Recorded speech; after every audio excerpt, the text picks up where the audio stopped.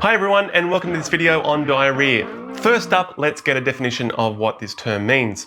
So, it's not a disease, it's a symptom or a sign for something else that's happening in the body. What constitutes the definition? Essentially, the most accepted definition is 3 or more loose, watery stools per day. So that's the most accepted definition of what diarrhea is, 3 or more loose or watery stools in a 24-hour period. Now, with that said, some texts use a quantity definition. So generally, this would be greater than 200 grams of feces per day, or 200 mils, because it is going to be quite watery or loose. And another way that sources use a definition is through the Bristol stool chart, and they would look at approximately 6 to 7 poorly formed stools. And so this would be like mushy or liquid stools per day. So any one of these would be correct, but by far this is the most accepted definition of what diarrhea is. The next thing we can look at is the frequency. So diarrhea can be categorized based on frequency. We can have what we call acute diarrhea, and this would be diarrhea. So this lasting less than 14 days. Whereas chronic would be greater than 30 days. So that would be diarrhea, 3 or more loose watery stools per day lasting beyond 30 days. Now, you may look at this and go, well, what's the gap between 14 to 30 days? There's a bit of a time period between that. Some sources talk about persistent diarrhea, which kind of is that intermediate between acute and chronic.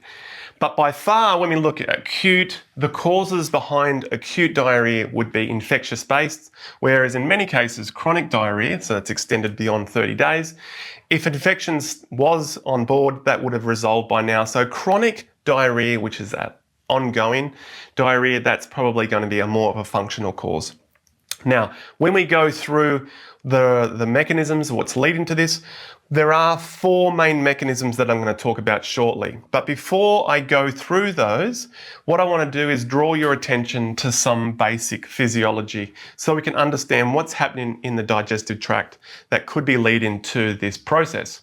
So firstly, running through the digestive tract or the gastrointestinal tract, we know we start in the mouth, we go down the esophagus, which is approximately 30 centimeters in length.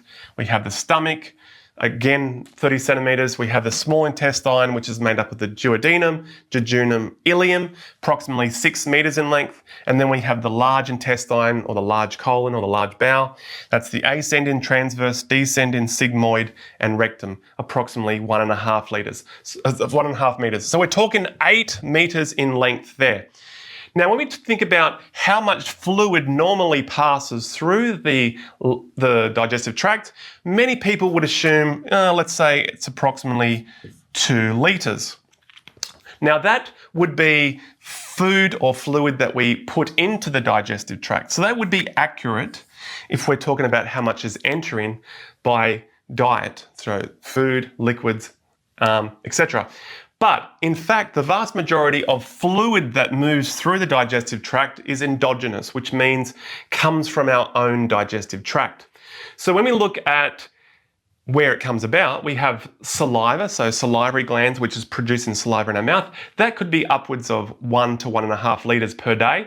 The stomach and its gastric juices can be anywhere from 1 to 2 litres. We have bile, that's 0.5 litre to 1 litre.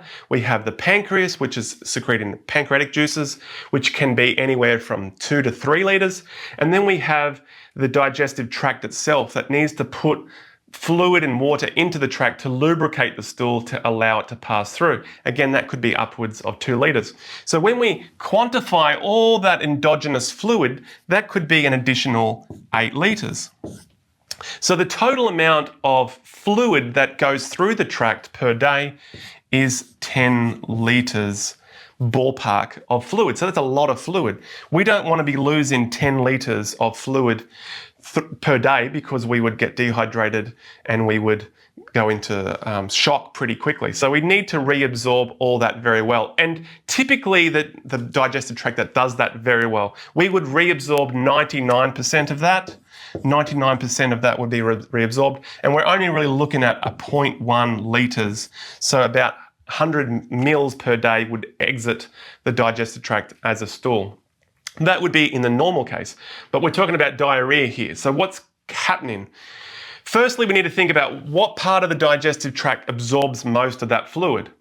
By far, the small intestine does so. So pretty much 8 litres of that 10 litres will be reabsorbed in the small intestine. The jejunum would probably do 6 litres and the ileum would do 1.5 to 2 litres. So the small intestine absorbs a significant amount of water. The large bowel does have that reservoir capacity, so it will reabsorb fluid that is given to it. Normally, we're only talking about 1 to 1.5 litres would be absorbed in the large bowel, but if something was to take place in the small bowel and it didn't absorb as much, the large intestine has the capacity to absorb another 2 litres. So that's important to take note, because when we think about diarrhea, anything that decreases that absorptive capacity, if it was in the small intestines, let's say, the large intestine can take a bit of slack, but if we're putting more than 3 litres through it at this last 1.5 metres, we're going to start to see diarrhea, which is 3 or more loose or watery stools per day. So if we put an over demand on the large bowel, it can only absorb so much until we start to see diarrhea. Okay, so that's the mechanism you need to think about. What should normally take place, if we overwhelm it through some kind of process, then diarrhea would ensue. And this is why I thought, rather than just memorize a huge list of everything that can cause diarrhea, what I'm going to do here is break it down into 4 main mechanisms. We have osmotic causes. This is where something remains in the lumen of the bowel, water is dragged in with it, then we get diarrhea. Secretory, this is where we transport too many electrolytes back into the lumen, water follows, then we get diarrhea. Inflammatory, the wall of the bowel becomes disrupted, diseased, damaged, inflamed, diarrhea ensues. Or motility, the speed of how quick things pass through is too quick or too slow. So this is motility or dysmotility. Let's start with osmotic. So osmotic causes is again that process of osmosis where we're drawing water into the digestive tract. The most common examples would be lactose intolerance. That's one. Gluten intolerance. So this is celiac disease. Certain laxatives would cause this, like lactulose or magnesium salts, and some sugars that are found in candy or chewing gum. So like example would be sorbitol. So these are alcohol sugars. So these are essentially solutes that can't be digested or are digested poorly. They remain as big molecules in the lumen of the bowel, particularly the small intestine. So osmotic is usually more small intestine is the problem. So it's more small intestine driven. So it's not being digested well, water comes in with it, we're not absorbing all that amount of fluid. So normally the small intestine would be absorbing 8 litres. So if that drops, then more fluids passing into the large bowel, it can't take up that slack and we get diarrhea. When we think about lactose intolerance as the example, lactose is a dairy sugar, it's a disaccharide, it needs to be broken in half with lactase. For many people, so 70% of the population, they lose the ability to break that down. So lactose remains, stays in the small bowel, water comes in to try to make it isotonic. That decreases the absorption of water in the small bowel, comes into the large bowel. In addition to that amount of water that's now entering, we're also seeing the bacteria in the large bowel starts to ferment the lactose, which causes gas. Person gets bloating, lots of flatulence, plus the diarrhea, and that leads to this problem with lactose intolerance. So the stool quality, so the qualitative nature of the stool is very watery. So it's a watery stool, high bulk, because we're losing a lot of fluid. And important to note, if the person wants to stop taking that substance, so lactose or gluten or these other things, that would resolve the diarrhea. Or if the person wants to fast, not eat for a period of time, that would resolve. That's an important thing to remember with the osmotic causes. Fasting or removing the substance will resolve the diarrhea. So that's osmotic, and we're going to see it fairly similar to secretory. With secretory, it's not so much the osmotic effect, rather what normally what we'd hope to see in the digestive tract is as we eat food and nutrients and so forth, they are transported across the gut wall by certain transporters. So we have things that carry sodium and potassium and chloride and so forth, and glucose. As they transport across, they take the water with them. But in this condition, something disrupts this process and it goes in reverse. So we actually start pumping electrolytes back into the lumen, water follows, and then we get diarrhea. So the diarrhea will also be watery. So we will need to figure out a test that we can distinguish between these two types of diarrhea. Again, the problem usually lies in the small intestine, so it's usually a small intestine concern. And the common causes are toxins, so they come from bacteria. So the toxins such as cholera, such as E. coli, produces exotoxins. They come in and they impact with those transport mechanisms that take electrolytes across. I'll go through that shortly.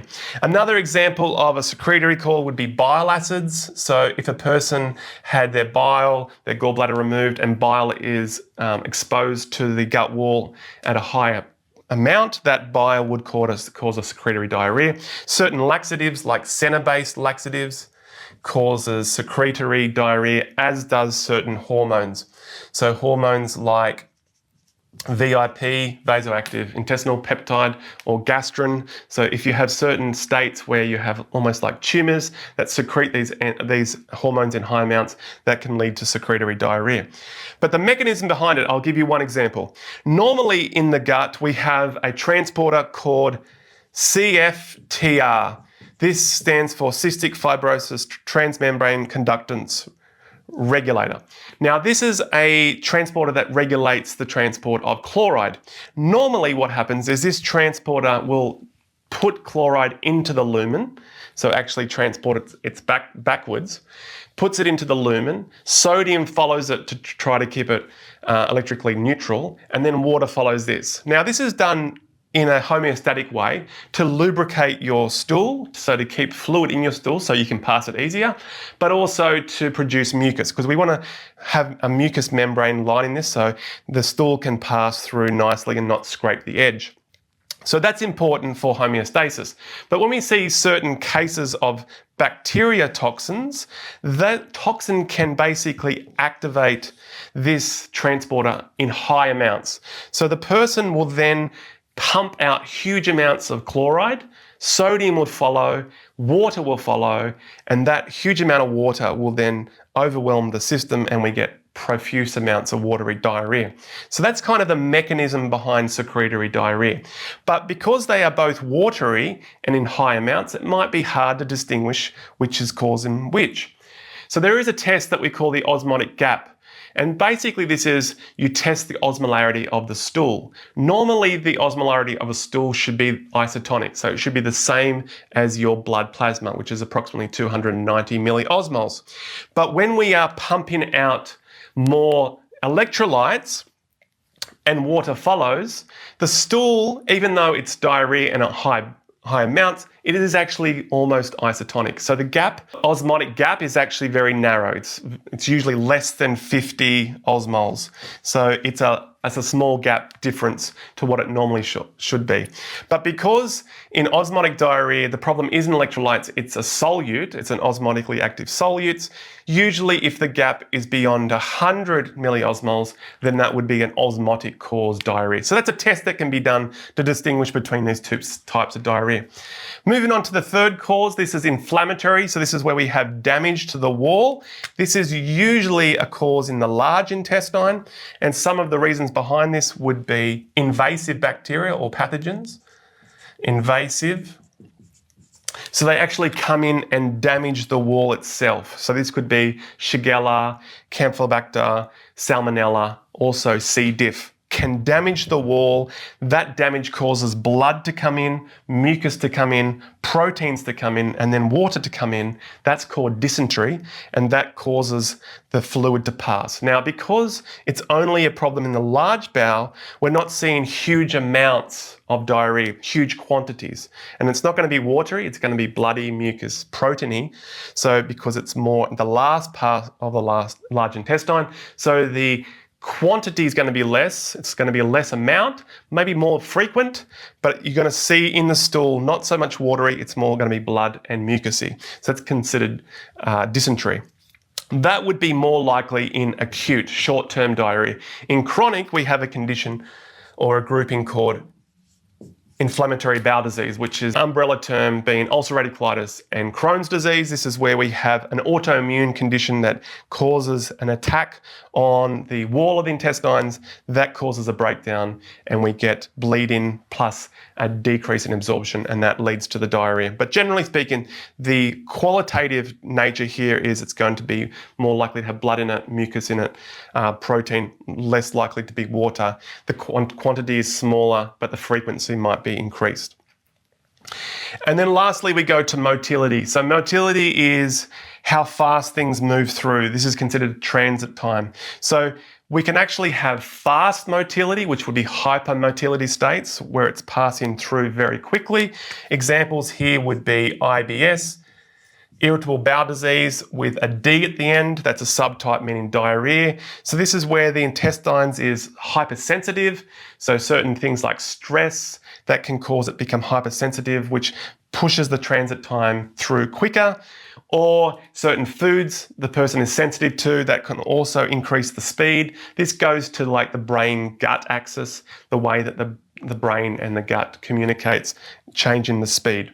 So that's IBSD. Another would be hypothyroidism, hypothyroid.